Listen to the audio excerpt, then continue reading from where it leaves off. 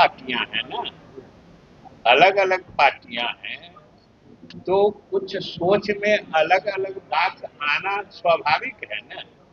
लेकिन अंत में सरकार के निर्णय, सरकार की दिशा के साथ सभी पार्टियां, सभी दल के लोग होते हैं। सामान्य रूप से 5 पार्टियां हैं, तो आपस में विचारों में थोड़ी भिन्नता, ये कोई बहुत ही माने असंभव बात नहीं है। सर, जो आरा में घटना हुई थी, आप ही के कैबिनेट के मंत्री हैं, वहाँ गए थे, उन्होंने कहा कि तो प्रशासन कहीं कहीं पे जाके कोई मंत्री गए, तो इसमें क्या मैंने कोई ऐसा तो क्या जो प्रतिवादी पिस्टल निकाला था वो डमी था, नकली था। अरे वो तो जांच हो ही रही है ना, वो तो न्यायिक जांच हो रही है।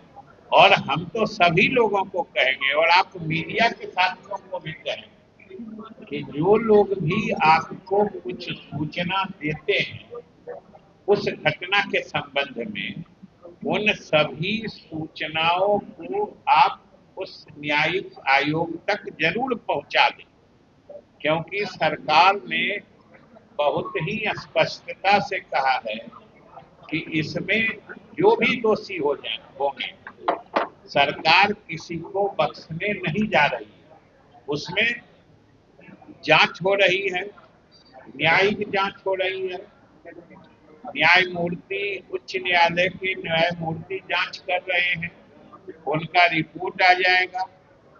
जिसका भी दोष होगा, कोई पदाधिकारी हो जिसका दोष होगा, उस पर कार्रवाई। नहीं, वो तो अभी विचार चल रहा है, उस पर कैबिनेट में आया है, ये एक प्रस्ताव आया है, एक निर्णय हुआ है, लेकिन उसके बारे में जो लोगों के फीडबैक मिल रहे हैं, उस पर भी सरकार विचार कर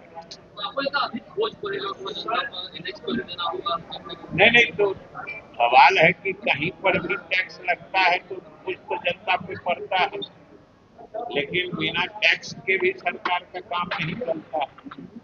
इसलिए अभी जो एसएच पर, जो स्टेट हाईवे पर टैक्स लगाने की बात हुई है, या नए टैक्स अधिरोपण की बात हुई है, वो अभी तो लगाया गया है, लेकिन फिर जनता के फीडबैक के साथ उसके आगे की कार्रवाई की जाए।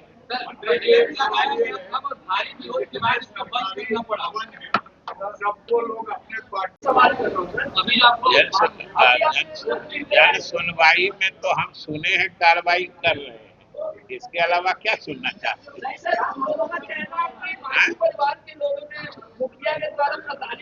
मुखिया के द्वारा नहीं प्रताड़ित था, आपने सुना नहीं? वो उन्हीं के जमात के दलित बस्ती के लोग थे, और दलित समाज के ही एक व्यक्ति द्वारा उनका रास्ता अवरुद्ध किया जा रहा था। अब आप समझिए क्या सुन रहे थे। कार्रवाई उसमें जिला पदाधिकारी से हमने बात की है, उनको उनका आवेदन हमने अग्रसारित कर दिया है, जिला प्रशासन कार्रवाई करेगी। अरे अभी हम कुछ अपनी बात करें।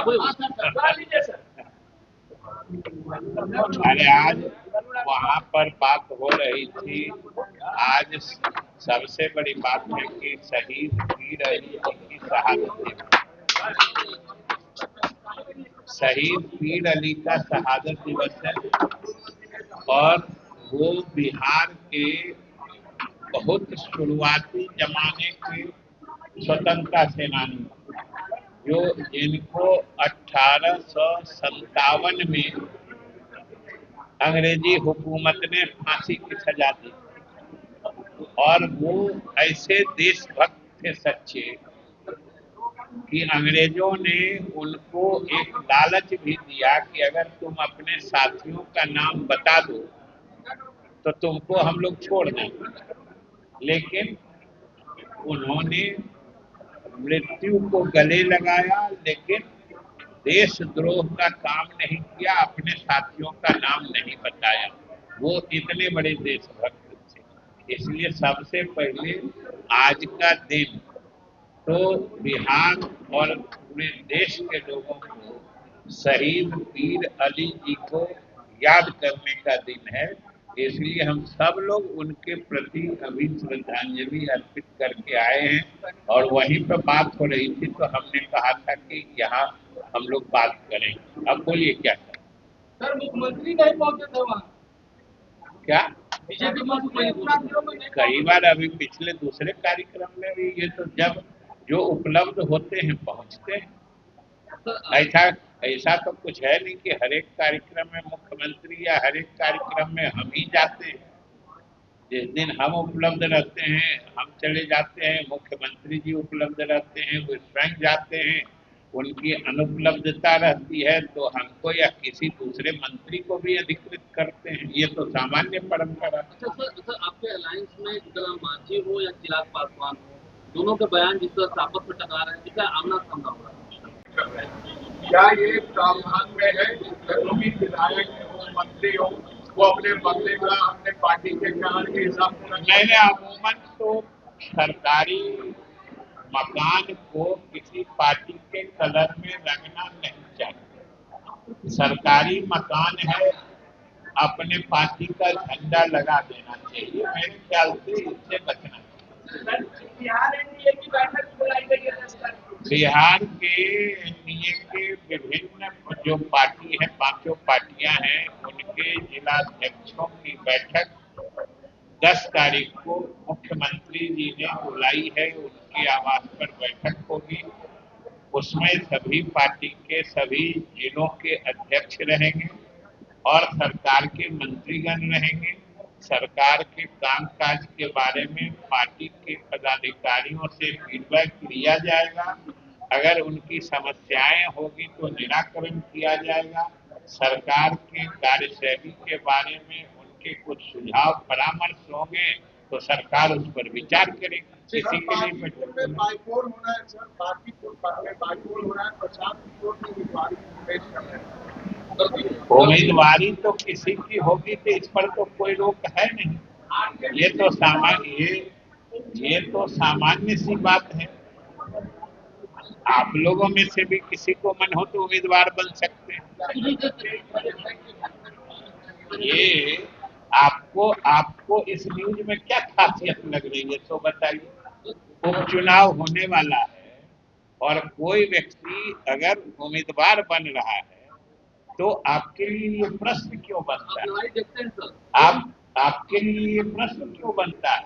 और अभी धैर्य से रहिए, बहुत उम्मीदवार आएंगे, अलग अलग पार्टियों के उम्मीदवार आएंगे। लेकिन हम आप लोगों से समझना चाहते हैं, जो कोई आदमी उम्मीदवार बनता है तो ये आपके लिए प्रश्न क्यों बनता है? उम्मीदवार चुनाव है तो धैर्य रखिए, अभी और उम्मीदवार बनेंगे। एक आदमी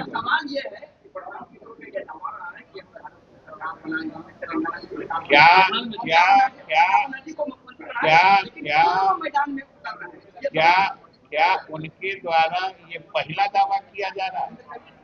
इसके पहले आपने उनको दावों को नहीं सुना था। जैसे हमने कहा उम्मीदवार होने के लिए सभी स्वतंत्र हैं, दावे करने के लिए भी सभी स्वतंत्र हैं, लेकिन एक बात निश्चित है, जो उम्मीदवार कोई बने, दावा कोई करे, जीत एनडीए की।